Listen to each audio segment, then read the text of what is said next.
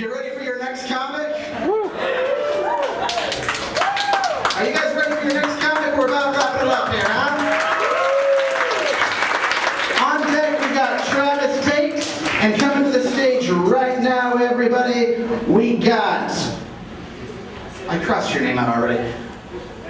Aaron, everybody, make some noise for Aaron.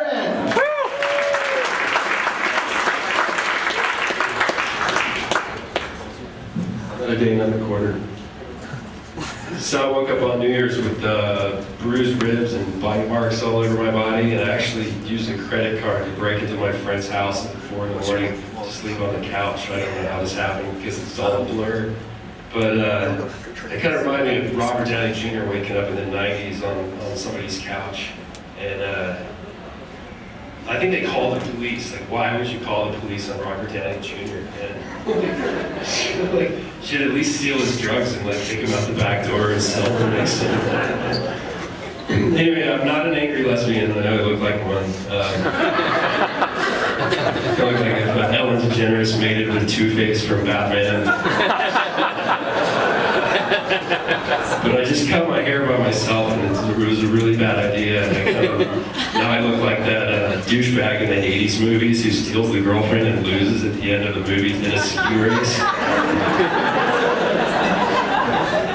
So unfortunately, something will come of this hair in the next... Actually, I never grew any body hair. I was really looking forward to like body hair by the time I was 25, like some chest hair or something. And then I got suspicious. I was starting to think maybe my mom had an affair with a dolphin. I do like sushi. I'm a pretty good swimmer. And you know who makes bad roommates and girlfriends? Drug addicts. Terrible, terrible roommates and girlfriends. That's just a true story. Having recently gone to jail, I actually noticed that jail had a few things in common. It was this was for a DUI like 5 years ago. It's a long time to wait for jail, but it was really worth the experience.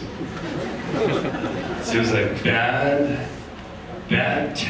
life decisions, bad drugs, bad tattoos, and bad teeth. I'm pretty sure that bad teeth is a misdemeanor in Utah.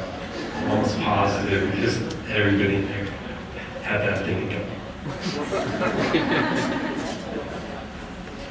So yeah, everybody's doing Zumba right now to get in shape. I think I'd like to do my own exercise program and call it Goomba. We have this really big Italian guy who's yelling at people and making them posture really hard. That's my idea for a weight loss program. Yeah, my ex was in pretty good shape. She was an evil bitch, but she was my evil bitch. So she wound up actually breaking the rules of stripping after we broke up. She became a stripper, and they let her keep her real name, which I'm pretty sure is against all the stripping rules unless you're named after a forest animal, an expensive car, or like a really expensive type of jewelry. I think that's about it. She wasn't actually the best looking of strippers either, maybe more like a lunch stripper, or maybe like she should be serving lunch stripper, or maybe you're ruining my lunch stripper, but as long as they're the right size, I don't really worry about like the snaggle tooth or the loose eye. When I see the size, not that big. There's only like 1 or 2 more. I apologize in advance for the last one. I was going to tell my ex to stick it, but it's probably already been stuck there. I was going to go throw quarters at her new job, but I think it would violate the restraining order. Almost positive.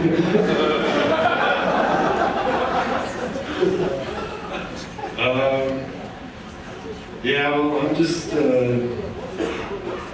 noticing one thing that has been missing since I was on probation, and that's alcohol, which has really kind of filled that gap for sure. Problem being is I definitely dated a lot of drunks, but it's really hard to break up with drunk girls because they always have beer in the fridge.